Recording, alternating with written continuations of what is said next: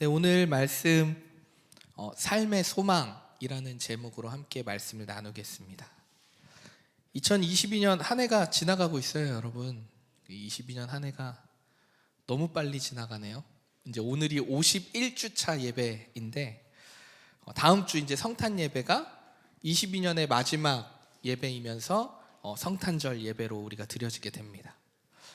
여러분 한 해의 소망을 분명히 있으셨을 텐데 무엇을 소망하고 무엇을 바라고 무엇을 기대하셨습니까?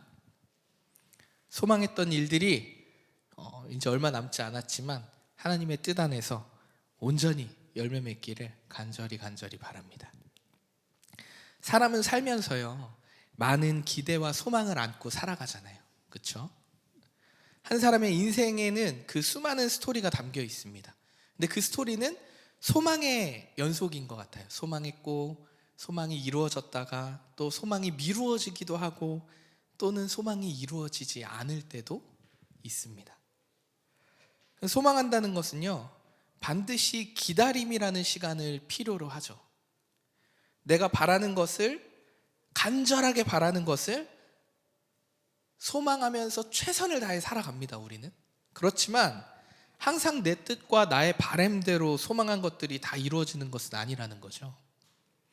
그 소망함으로 기다리면서 인내하는 시간이 없다면, 근데 그런 시간을 겪지도 않으면서 막 결과가 좋았으면 좋겠어 하는 것은요 사실 욕심이지 않을까 생각합니다.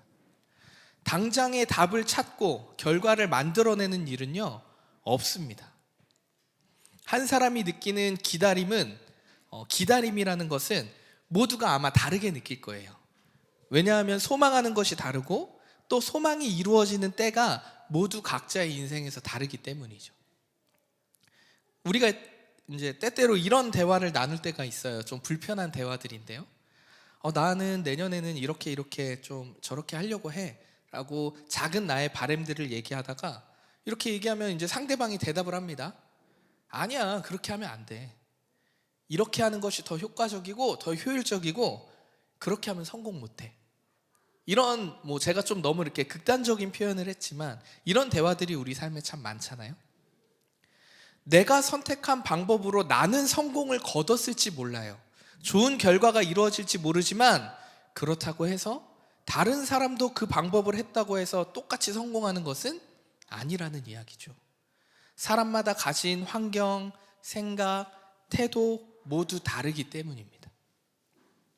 쉽게 말해서요 조언을 구할 수는 있어요. 나의 상상력을 더 발휘하기 위해서, 시행착오를 줄이기 위해서 조언을 구할 수는 있지만 그 조언이 정답은 아닐 수 있다는 것이죠. 그 조언을 받아들였을 때 내 삶에서 나의 이야기로 다시 한번 재해석이 되었을 때 그것이 우리에게는 소망을 이루어가는 과정이라는 것이죠. 이런 의미에서 소망은요 반드시 기다림이 필요해요. 나에게 재해석되는 과정의 시간들이 필요하다라는 것입니다. 그래서 결국 나만의 이야기가 되는 거죠. 이걸 성경적으로 다시 표현해서 얘기하면 한 사람이 한 사람을 존귀한 존재로 만드셨기 때문에 그 존귀한 사람마다의 스토리가 있다는 거예요. 우리가 상대방을 존중해야 되는 이유는 바로 이 때문인 거죠. 사실 소망하는 삶이라고 얘기하면요 나의 영역을 벗어나는 일이에요. 나의 힘이 벗어나는 일이에요. 내가 뜻하는 모든 것이 다 이루어지는 것은 아니기 때문이죠. 그랬다면 그 누구보다 열심히 살고 그 누구보다 방법적인 면을 어떻게든 찾아서 했어야 됐겠죠. 근데 그렇다고 해서 다 이루어지는 건 아니기 때문에 소망의 영역은 나의 영역이 아니라는 것입니다. 그럼에도 불구하고 오늘 한 사람의 소망이 이루어져가는 것을 우리는 봅니다. 바로 감옥에서 빌립보 교회에 편지를 보내는 사도 바울이에요. 바울의 소망은 무엇이었을까요?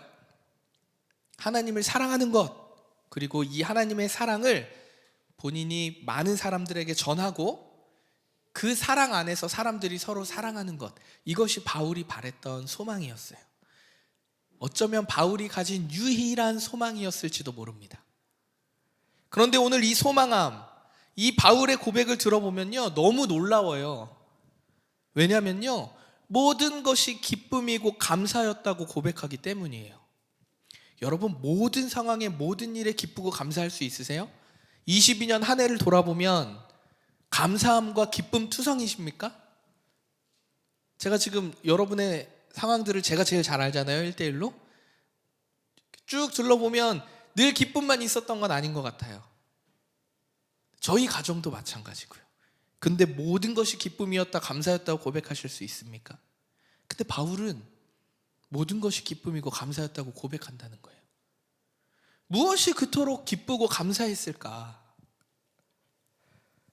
빌립보서는요, 바울이 빌립보 교회에 보내는 편지잖아요. 그래서 우리는 서신서라고 표현을 하죠. 편지글이니까. 근데 이 빌립보 교회는요, 우리가 자주 보던 말씀, 한 1년 전쯤 개척할 때쯤 우리가 처음 살펴봤던 본문, 사도행전 16장에 나오는 그 본문을 우리가 생각해 보면 이 빌립보 교회가 어떤 교회였는지 자세히 알 수 있습니다. 이 빌립보 교회는요, 바울이 2차 전도 여행 중에 세웠던 교회입니다. 처음에 바울은요, 아시아라는 지방에 복음을 전하려고 애썼어요. 근데 누가 막으세요? 하나님이 막으시고 예수의 영이 막으십니다. 그래서 계속 두드리면서 복음을 전하려고 하는데 계속 다 막히는 거예요. 그러다가 환상을 보죠. 그리고 그 환상의 안내에 따라서 처음으로 동유럽 땅을 밟게 됩니다. 그 바울 선교팀이. 그리고 세운 동유럽 최초의 교회가 바로 빌립보 교회라는 거예요. 그때 만났던 사람이 누구예요? 자색 옷감 장수, 돈 많았던 루디아라는 여자를 만나서 그 집으로 초청받아서 가잖아요. 그래서 그 가족들도 다 세례를 주고, 그렇게 세워진 교회가 바로 오늘 읽은 빌립보 교회라는 거예요. 근데 이 바울이 그때는 그곳에 직접 가서 루디아라는 그 여자를 만나고 그 가정에 또 세례를 주고 교회를 세웠지만, 지금 바울은 어디 있어요? 감옥에 있어요. 그러니까 옥중서신이라고 하죠. 감옥에 빌립보 교회에 편지를 쓰고 있는 거예요. 편지를 쓰는 이유와 목적은 명확합니다. 빌립보 교회가 이제 성장을 해서 그 안에 사역자가 생겼어요. 에바브로디로라는 사역자가 생겼는데, 이 에바브로디로라는 사역자가 이제 감옥에 갇혀 있는 바울을 찾아온 거예요. 왜 찾아왔을까요? 빌립보 교회에서 무후원 물품과 후원 재정을 가지고 바울을 섬기려고 에바브로디로를 통해서 보낸 거예요. 그럼 바울이 받았으니 어떻게 해요? 감사를 표현해야 될 거 아니에요. 전화가 있는 게 아니니까. 그래서 편지에 감사를 표현할 겸 빌립보 교회의 상황을 들어보니 이렇다 한 걸 얘기를 들어본 겸 해서 빌립보 교회에 목회를 할 수 있도록, 목양할 수 있도록 안내를 하며 격려를 하며 축복하며 내가 너희를 기도하고 있다라고 편지를 다시 에바브로디로라는 사람을 통해서 빌립보 교회에 보내는 거예요. 지금 이게 빌립보 교회의 서신서에 왔다 갔다 하는 이야기입니다. 근데 이 편지에는요, 감사를 전함과 동시에 빌립보 교회가 건강하게 세워져 갈 수 있도록 기도와 간구라는 말로 오늘 이 편지가 시작되고 있다는 얘기예요. 이 편지의 시작 부분에 해당하는 본문이 바로 오늘 읽은 본문이에요. 물론 1, 2절은 안 읽었지만 제가 3, 4절 한 번 더 읽어볼게요. 내가 너희를 생각할 때마다 나의 하나님께 감사하며 간구할 때마다 너희 무리를 위하여 기쁨으로 항상 간구함은, 바울은 빌립보 교회를 생각하고 기도할 때마다 기쁘고 하나님께 감사하고 있다는 거예요. 그렇게 기도하고 있다라고 얘기하는 거예요. 편지에 걱정하며 빌립보 얘기를 들어보니까 그 안에 핍박이 있는데 걱정하며 근심하며 어떡하지? 이렇게 기도하고 있다는 얘기가 아니에요. 하나님께 감사하대요. 그리고 너희를 생각할 때마다 기쁨으로 항상 간구하고 있대요. 기도하고 있대요. 빌립보 교회의 성도들을 생각하니까 너무너무 감사한 거예요. 그런데 상대적으로 바울의 지금 상황이 어떻습니까? 입장이 어디예요? 감옥이에요. 바울의 소망은 뭐였어요? 하나님을 사랑하고 전하고 하나님의 그 백성들이 서로 사랑하는 것이 바울의 소망이었단 말이에요. 이를 위해서 전도여행을 그렇게 3차까지 열심히 다녔어요. 복음을 전했습니다. 근데 그 과정이 쉬웠어요? 여러분, 바울의 전도여행을 보면요, 죽기 직전까지 맞은 적도 있어요. 그래서 본인의 힘이 아니라 사람들에게 이렇게 몰래 이동해서 휴식을 거치고, 그리고 선교 중에 돈이 없어서 머무르면서 장막을 본인이 지어가면서 돈을 벌어서 선교에 다시 돈을 버는 그 시간을 마련하고, 이처럼 바울은요 인생의 여정에 고난이 없던 사람이 아니에요. 우리 지금 시대에 생각하면 상상할 수 없을 정도의 고통과 고난이 있었던 사람인데, 이 사람이 지금 감옥에서 뭐라고 얘기하냐면 하나님께 감사하다는 거예요. 여러분을 생각할수록 기쁨이 있다는 거예요. 이런 상황과 환경 속에서 내가 아닌 누군가를 생각하면서 기뻐할 수 있다, 감사할 수 있다라는 이 고백 놀랍지 않으십니까? 자신의 상황을 생각해 보면요, 볼품없기, 진짜 볼품없어요. 너무 상상도 할 수 없잖아요, 감옥에서. 바울의 전 인생을 바쳐서 예수 그리스도의 구원의 기쁜 소식을 전했습니다. 볼품없기 짝이 없습니다, 진짜. 이런 바울의 삶을 보는 믿지 않는 사람들은 어떤 생각을 했을까요? 제가 한번 생각해 봤거든요. 이런 생각을 했을 것 같아요. 아니, 그렇게 부활하신 예수님을 전하는 바울, 근데 왜 도대체 감옥에 있는 거야 지금? 예수 믿는 사람의 결과가 감옥이야? 감옥에서 뭘 할 수 있다고? 아무것도 할 수 없는데? 바울아, 너 예수에 미쳤잖아. 너 예수님 좋다고 그렇게 복음을 전하면 3차 전도 여행까지 막 미친 듯이 다녔잖아. 근데 너 감옥에 있네? 부활의 예수, 능력의 예수라며, 하나님의 아들인 예수라며, 근데 바울 너는 감옥에 있네? 이런 생각 한 번쯤 하지 않았을까요? 그런데 우리도요, 살다 보면 이런 생각할 때가 있다는 거예요. 나 정말 열심히 신앙생활했고 열심히 예수 그리스도를 믿었는데 고작 나는 세상의 관점에서 보니까 수준이 이것밖에 안 되네? 내 성공 여기밖에 안 됐네? 내 꼴이 말이 아니네? 나 어디 가서 하나님 믿는다고 얘기하기 쪽팔리네. 도대체 하나님 믿는 삶이 뭐지? 이렇게 볼품없는 삶, 고난과 고통이 가득한 삶을 끝까지 견뎌내는 것이 하나님을 믿는 삶이라고 얘기해야 하는 건가? 그럼 나는 언제 조금 편해지지? 이런 생각, 이런 마음 우리에게 때때로 찾아옵니다. 그런데 바울의 고백은요, 지금 내 모습이 어떠하든 너희를 생각하니 하나님께 감사하고 너무나 기쁘다는 거예요. 기쁨으로 기도하고 있다는 거예요. 이 말이 어떤 사람들에게는 공감도 안 되고 와닿지 않을 수도 있을 것 같다는 생각이 들었어요. 여러분, 우리는 바울이 어떠한 하나님의 일들을 했는지 잘 알고 있잖아요. 이미 지나간 과거의 얘기니까. 바울은 편지를 통해서, 서신서를 통해서, 서신을 통해서 그 빌립보 교회뿐만 아니라 많은 초대교회들을 섬겼어요. 또 본인이 있는 환경 속에서 어떠한 상황이든지 간에 계속해서 복음을 전했습니다. 감옥에 있을 때는요, 경비원들에게 복음을 전하고요, 로마로 이제 재판을 받으려고 이송 중에는요, 그 배 안에서도 복음을 전합니다.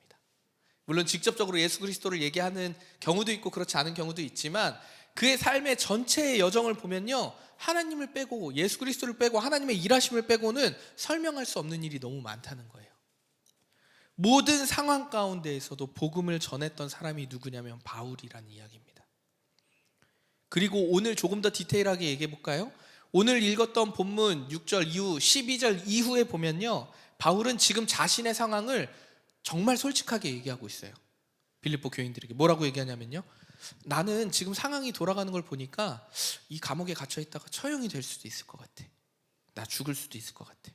그런데 걱정하지 마라, 이것이 나에게 유익한 일이다. 이렇게 고백합니다.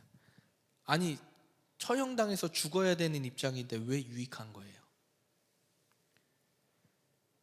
그것은 늘 예수님을 위해 살았고 예수님을 위해 죽는 것이니 바울의 삶, 나는 유익이라는 거예요.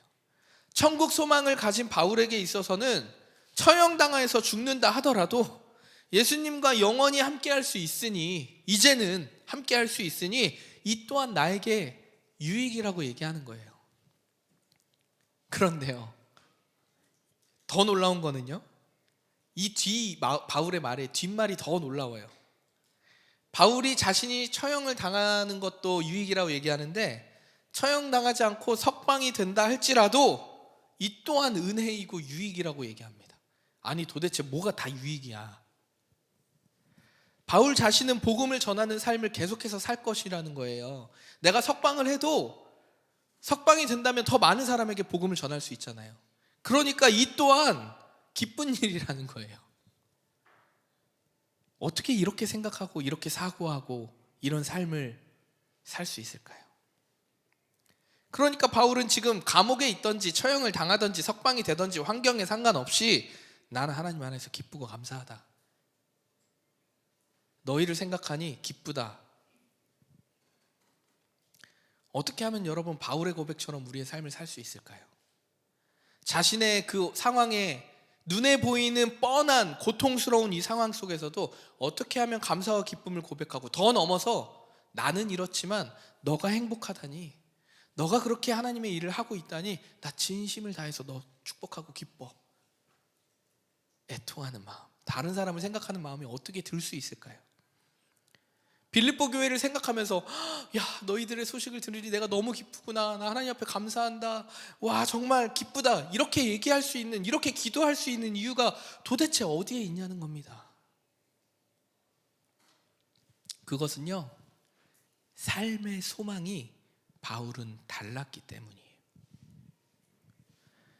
바울의 소망이 뭐였어요? 오직 예수 그리스도를 위한, 오직 예수 그리스도로 인한 그 삶이었기 때문에, 그것이 소망이었기 때문에 그 소망의 기준을 세우고 내 삶을 돌아보니 모든 것이 감사였고 기쁨이었다라고 고백하는 것입니다. 삶의 소망이 달랐기 때문에 이런 고백을 할 수 있는 거예요. 이 소망함이 변함이 없다 보니까요, 모든 상황에 기쁘고 감사하다라고 이제 나만 그런 게 아니고 내 주변에 있는 다른 사람을 보니 그가 잘됨이 내가 너무 기쁘고 그가 행복하니 내가 너무 기쁘다라고 고백할 수 있는 거예요. 삶의 소망이 예수 그리스도의 기준이 되어 있다 보니까요. 실제로 바울도 말씀드렸잖아요. 너무 많은 힘든 삶을 살았어요. 몸도 많이 상해 있습니다. 바울이 그리고 행복하게 눈을 감은 게 아니잖아요. 그럼에도 이런 고백을 할 수 있다는 것은 바울의 마음에, 생각에, 전 인격적으로 그의 삶의 모든 곳에 늘 예수 그리스도가 있다, 다시 오신다, 예수 그리스도는 사랑이다, 이 소망이 있었기 때문입니다. 바울이 가지고 있는 이 소망은요, 여러분, 영원한 소망이에요. 영원한 소망, 변함없는 소망, 반드시 이루어지는 소망, 온전한 소망이라는 얘기예요. 사람의 인생에서 수많은 꿈을 꾸잖아요. 우리가 그걸 소망이라고도 표현해 볼게요. 수많은 소망을 가지고 바라고 기도합니다. 근데 생각하면요, 온전하고 변함없고 영원한 소망이 있습니까? 바라고 기도하는 모든 것들이 돌아보면 은혜였고 과정이었다고 얘기하지만 또 다른 소망을 찾고 있어요, 우리는. 그러나 바울의 소망은요, 지나가는 소망, 없어지는 소망, 목마른 소망, 다시 찾아야 되는 소망이 아니었다는 거예요. 그의 고난의 삶에서 예수님의 소망을 품고 실제적 필요에 대한 소망도 분명히 있었을 거예요. 예수님의 소망을 갖고 하나님 다시 오실 거야, 예수님 다시 오실 거야, 그러니까 예수 믿고 너네가 회개하고 예수 믿어야 돼 라고 전하고 있지만 매 맞고 다니고 죽기까지 기절도 하고 감옥도 다니고, 그런 삶에 실제적인 소망이 당장 오늘 필요합니다라는 소망이 없었겠냐고, 있었다는 거예요. 하지만 제가 분명히 믿음으로 고백할 수 있는 것은요, 바울은 그게 실제적인 필요의 소망이라고 할지라도 이것이 하나님의 뜻이라면 이라고 대답했을 거예요. 이처럼 삶의 소망을 우리가 어디에 두고 살아가는가 하는 것이 우리 인생에서 너무나 중요하다라는 거죠. 오늘 본문 5절입니다. 너희가 첫날부터 지금까지 복음을 위한 일에 참여하고 있기 때문이라. 바울이 빌립보 교인들을 생각하면서 기도할 때 기뻐하는 이유가 무엇인지 이제 얘기하고 있어요. 내가 너희 빌립보에게 복음을 전했고 빌립보 교회를 세웠지만, 이제는 나만 예수님의 소망을 품고 나만 복음의 전도자가 된 것이 아니라 이제 보니 빌립보 교인들 너희들도 그러한 삶을 살고 있구나. 그러니 내 소망이 이루어진 것 같다. 하나님의 소망이 이루어지는 것 같다. 나 너무 기뻐. 그렇게 하나님 앞에 감사하고 고백하고 있다는 거예요. 너희가 믿기로 시작한 그 첫날부터 지금까지 복음을 위해서 참여하고 있는 모습을 내가 들으니 너무 좋다, 기쁘다, 이 얘기를 하는 거예요. 바울은 한 사람의 인생이, 우리들의 인생이 첫날부터, 여러분이 예수 그리스도를 믿기 시작한 그 첫날부터 지금까지 복음을 위한 일이었다면 우리의 인생은 다시 해석되어져야 할 것입니다. 그 해석된 인생은요, 세상의 기준으로 볼 수 없어요. 평가할 수 없습니다. 만약에 그것이 복음으로 세워진 인생이고 복음을 위한 일이었다면, 하나님이 우리에게 선택한, 나를 통해 하나님이 하실 일들에 대한 계획이었다면 우리의 인생은 결코 실패한 인생이라고 말할 수 없습니다. 아무도 우리의 인생을 평가할 수 없을 것입니다. 바울 사도가 만약에 이 시대에 우리 앞에 이제 저 문을 열고 딱 들어와요. 그래서 얼디너리 교회 이렇게 얘기하면서 우리의 모습을 보면 어떤 생각을 했을까? 이 생각을 제가 잠시 해봤어요. 아마도 빌립보 교인들에게 보낸 편지처럼 정말 기뻐하고 축복했을 것 같아요. 올디너리 교회 성도들 보니까 저마다의 인생에서 고군분투하면서 신앙의 자리를 지켜내고 있네? 개척교회인데? 이 자리를 지키고 있네? 하나님을 예배하네? 공동체가 무엇인지 고민하면서 한 걸음 한 걸음 걸어가고 있네? 믿음에 대해서, 예수 그리스도를 따르는 삶이 무엇인지 믿음이 자꾸 사라지는 것 같고 없는 것 같은데 계속해서 고민하면서 붙잡고 있네? 먹고 사는 문제, 비전의 문제, 관계의 상함의 문제, 이 모든 숱한 인생의 문제에도 하나님 의지하면서 어떻게 해서든 그리스도의 사랑으로 살아내려고 애쓰는 삶을 살고 있네? 바울이 이것을 보면요, 바울뿐 아니라 저는 하나님께서도 기뻐하실 것이라고 믿음으로 고백할 수 있습니다. 믿으십니까? 아멘. 사랑하는 우리 올디너리 교회 성도 여러분, 삶의 소망을 영원하신, 변함없으신 예수 그리스도께 우리의 소망을 두기를 그리스도의 이름으로 축원합니다. 분명히 약속하셨어요. 예수님께서 반드시 다시 오신다고. 우리의 소망이 그러면 어떠해야 합니까? 그 약속을 신뢰해야 하잖아요. 그 약속을 신뢰함으로 그리스도의 소망을 품고 살아내는 그런 삶을 살아가는 우리 모든 올디너리 성도님들 되시기를 그리스도의 이름으로 축원합니다. 그 약속 안에서 우리는 평안할 수 있어요. 그 변하지 않고 영원한 약속 안에, 그 소망 안에 우리가 안식을 누릴 수 있다는 거예요. 그리고 그 약속 안에서, 그 소망 안에서 우리 각자의 인생을 바라봐야 돼요. 세상의 기준으로 볼 수는 없어요. 그리스도의 소망 안에서 우리의 인생을 바라봐야 합니다. 누군가 보기에는요, 볼품없어 보일 수 있어요. 하나님 뜻 안에서 반드시, 제가 고백하는 것은요, 하나님 뜻 안에서 반드시 우리 한 사람을, 그 한 사람의 인생을 통해서 지금도 일하고 계시고 앞으로도 계속해서 일하실 것이라는 것을 저는 믿습니다. 믿으십니까? 여러분 한 사람을 통해서 하나님 일하신다는 거예요. 우리가 삶의 소망을 어떻게 붙잡고 있느냐가 중요한 것이죠. 오늘 본문 마지막 6절입니다. 너희 안에서 착한 일을 시작하신 이가 그리스도의 예수의 날까지 이루실 줄을 우리는 확신하노라. 다시요. 너희 안에서, 빌립보 교인들아, 너희 안에서 착한 일을 시작하신 이가 누굴까요? 성령 하나님께서 그리스도의 예수의 날까지 이루실 줄을 우리는 확신하노라. 예수님이 다시 오신다는 그 약속은 분명히 이루어지는 소망의 약속이잖아요. 반드시 이루신다는 거예요. 우리의 소망은 다시 오실 예수님을 기대하며 기다리는 것이잖아요. 우리는 이 소망으로 삶을 살아갑니다. 그런데요. 우리 너무 연약해요. 이제 머리로는 이해했어. 마음도 알겠어. 지금 예배를 드릴 때는 막 벅차올라. 근데 문 밖에 나가서 당장 내일 출근할 거 생각하고 지금 내 마음에 근심이었던 것들이 딱 떠오르면요, 하나님 앞에, 하나님의 소망이 어디 있지? 우리 연약해서 이 소망을 우리의 힘으로 붙들 수가 없습니다. 그런데요 너무나도 감사하게도 성부 하나님과 성자 예수님과 동등되는 성령 하나님께서 우리의 삶에서 예수님의 그 약속을 대신 증거해 주신다는 거예요. 어떻게요? 때에 따라 사람을 통해서든 말씀을 통해서든 우리에게 위로를 가져다 주신대요. 고통과 고난 가운데 이겨낼 힘을 주신대요. 그 고통과 고난이 우리의 스토리가 되어서 이것이 복음이었다, 이성준의 삶이 하나님의 영광이 되는 복음의 삶이었습니다 라고 누가 증거한대요? 성령께서 증거해 주신대요. 어떻게 해요? 우리가 살아낼 힘을 주시는 것으로, 분별할 수 있는 지혜를 주시는 것으로 우리를 사용하신다는 겁니다. 우리 안에 착한 일을 시작하시는 성령 하나님께서 그리스도가 다시 오시는 그날까지 기쁨과 감사로 간구하는 삶을 살 수 있도록 성령께서 이루어 가신다는 거예요. 누굴 통해서?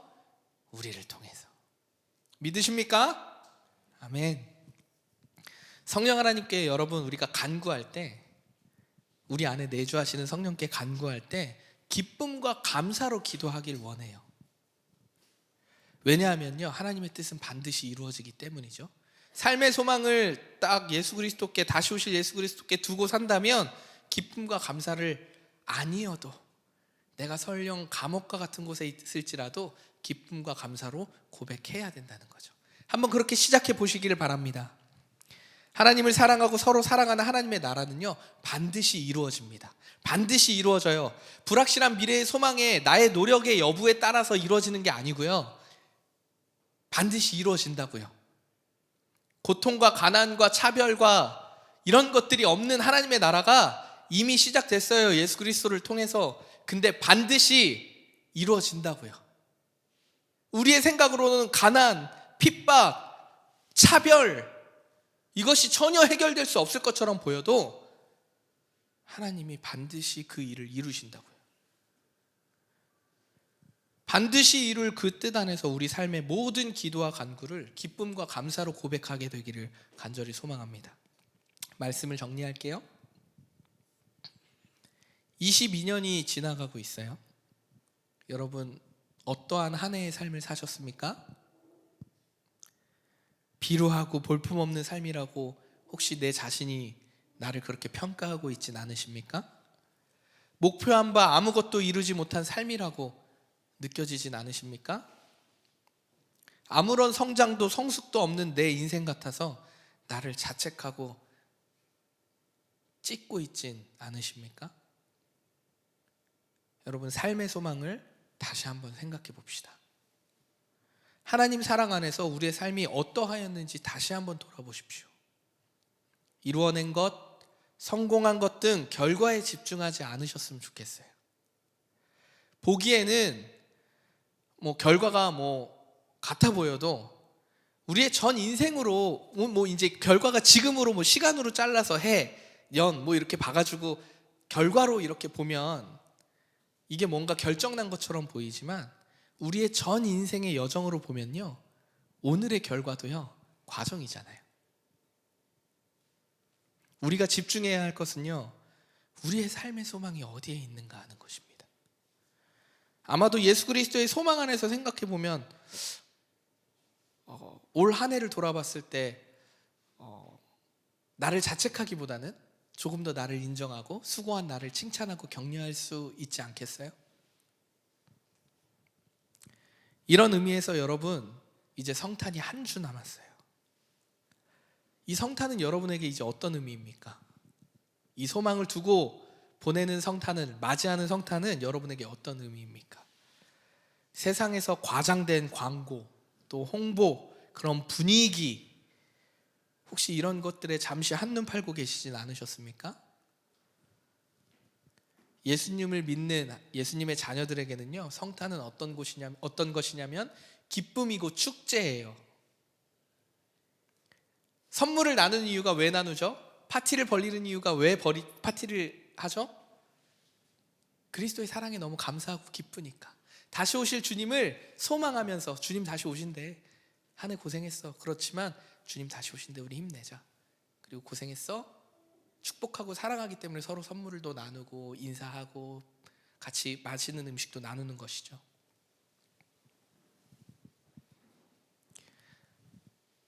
이것이 성탄의 참된 의미입니다. 예수님을 알지 못하는 사람들에게는 어떤 날인가요? 성탄이 그냥 이렇게 트리, 캐롤 나오고 뭔가 그 의미는 정확히 모르지만 그 성탄하면 떠오르는 감정들에 취하는 날인가요? 아니요. 예수 그리스도를 알지 못하는 사람들에게는 예수님의 사랑을 들어볼 수 있는 기회가 되는 것입니다. 공식적으로 전 세계가 그리스도의 탄생을 기뻐하는 것, 공식적으로 오늘 이 날이 무슨 날인지 알아?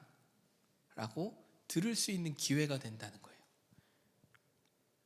성탄은 기쁨의 소식을 함께 나누는 것입니다. 축하하고 격려하고 기념하는 것입니다.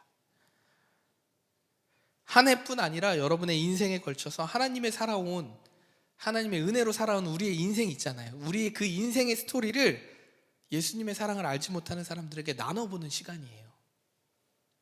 또는 예수를 알고 그 사랑 안에 있는 사람들, 그 공동체 안에 있는 사람들과 나누는 시간이라는 거예요. 여러분, 사랑은 나눌수록 커진다는 말이 있잖아요. 실제로 사랑을 나눌 때 상대방이 편안해지고 행복해하면 내가 막 기쁘고 행복한 거 경험해 보신 적 있으시죠? 네. 사랑을 나누면 커진다는 말이 맞는 것 같아요. 성탄에 우리가 받은 하나님의 사랑을 가장 소중하고 가장 사랑하는 사람들에게 여러분 나누어 보시면 어떨까요? 우리 인생의 소망이 하나님께 있습니다. 근데 나만 그렇게 살 수는 없잖아. 그 약속을 신뢰함으로 다시 오실 주님, 모든 가난과 고통을 잠재우시고 사랑으로 가득하게 평안과 상상할 수 없는 그 안식을 누릴 수 있는 그 하나님의 나라에 그 약속을 신뢰함으로 돌아오는 여러분 한 주는 조금 더 하나님의 사랑을 묵상해 보시면 좋겠어요. 내 인생에 찾아와 주신 하나님의 사랑과 은혜를 여러분 차분하게 한 번 더 묵상해 보십시오. 그리고 성탄을 맞이하셨으면 좋겠습니다. 그랬을 때 2022년 한 해를요, 아름답게 하나님이 주신 은혜로 기억하고 또 흘려보낼 수 있을 것이라고 생각합니다. 하나님의 사랑을 생각하면서 따뜻하고 설레임이 가득한 사랑을 나누는 그런 연말 또 성탄 준비하는 한 주 되시기를 그리스도의 이름으로 축원합니다. 기도하겠습니다.